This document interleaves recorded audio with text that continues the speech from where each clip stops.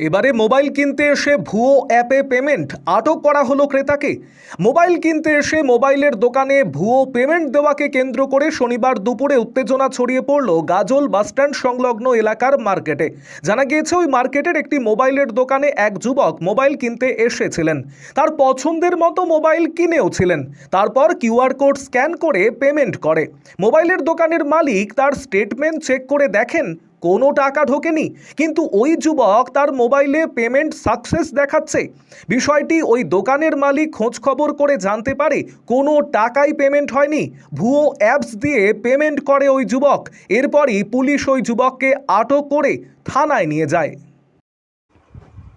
আরও আপডেট থাকতে আমাদের ভিডিও শেয়ার ও ফেসবুক পেজটিকে লাইক করে ফলো করে দিন।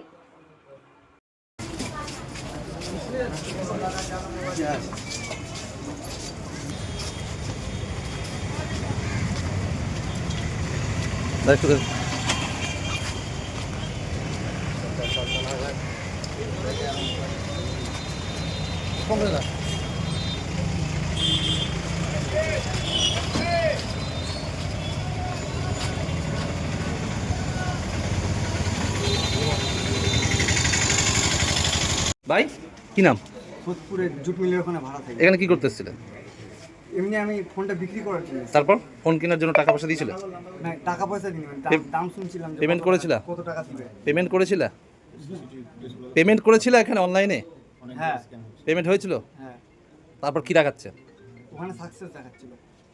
সাকসেস দেখাচ্ছিল। তারপর কি দেখলে? পেমেন্টটা করো, তার একবার দ্বিতীয়বার করে ফোন দিতে। আজকে আমার দোকানে 10টার দিকে একটা ছেলে আসে ফোন দেওয়ার জন্য, নর্মালভাবে আসে। ফার্স্টে ফোন সব চুজ হয়। ফোন চুজ হওয়ার পর আমাকে বলছে যে দাদা টাকাটা আমি ফোনপে করবো। দাদা ঠিক আছে, পিছনে কিউআর কোড আছে, ফোনপে করে দেবো।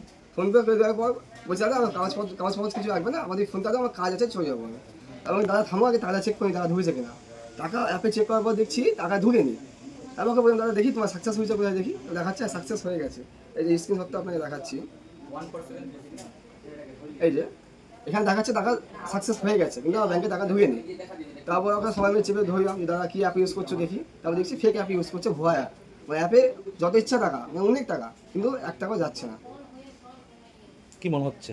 মনে হচ্ছে ছেলেটা আগে অনেক করেছে, যা শুনতে পাচ্ছি আগে অনেক দোকানে এখন সেম কাজ করেছে, স্ক্যান করছে, স্ক্যাম করছে। বেঁচে গেল আজকে ধরে নিয়েছে সবাই, ব্যাস। মানে সতর্কতা যদি না থাকতো আজকে 21,000 টাকা পুরো আমার লস হয়ে যেত, ব্যাস আমি ধরতে পারতাম না। তারপর কি হলো? তারপর এখন থানা থেকে আসো, নিয়ে গেছে। এবার দেখা যাবে কি। সেটার নাম কি জানো? ঠিক নামটা থেকে শুনতে পাই, অনেক রকম নাম বলছে, নামে ঠিক নাই। কোথায় বাড়ি কি?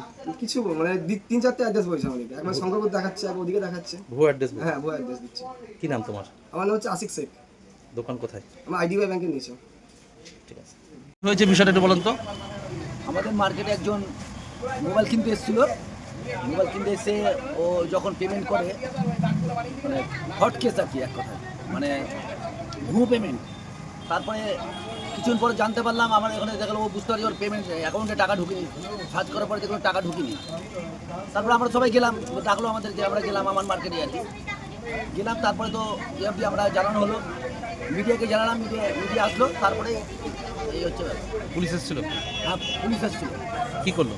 পুলিশ এসে দেখলো ব্যাপারটা, বিষয়টা ঠিক আছে না ভুল আছে, অরিজিনালি ঠিক আছে, যার জন্য। তারপর কি হলো? তারপরে তো পুলিশ এসেছিল? পুলিশ আসলো, পুলিশ এসে বিষয়টা দেখলো, দেখার পর তাকে উঠিয়ে নিয়ে গেল। কি মনে হচ্ছে আজকে? হ্যাঁ, একদিক থেকে ঠিক করেছে। এরকম যদি সংকটটা দেখে তো আমাদের তো ভয়ের ব্যাপার, আতঙ্কর ব্যাপার। আমাদের এখানে তো এটা ভুয়ো অ্যাপস দিয়ে পেমেন্ট করেছে? হ্যাঁ, অবশ্যই ভুয়ো অ্যাপ দিয়ে পেমেন্ট করেছে। ও দেখালো? একদম আমরা দেখতে পেলাম, ও স্বীকারও করেছে আজকে, ভয়ে নিজে স্বীকার করেছে। তাহলে কি আজকে বেঁচে গেল ছেলেটা? বেঁচে গেলো, এখন পুলিশ নিয়ে গেলো থানাতে, পুলিশ যা করবে। ওর তো টাকা বেঁচে গেল। না, এই ছেলেটা বেঁচে গেল, মানে বিশাল ভাড়া বেঁচে গেল। নাহলে 28,000 টাকায় জলে চলে যেত। মানে ছেলেটা আজকে সচেতন না থাকলো? না, আজকে যদি মানে সচেতন না থাকতো তাহলে কিন্তু পরিস্থিতি খুব খারাপ। ছেলেটা খুব গরিব, কিন্তু ও আজকে মানে আজ 28,000 টাকা জলে চলে যেত।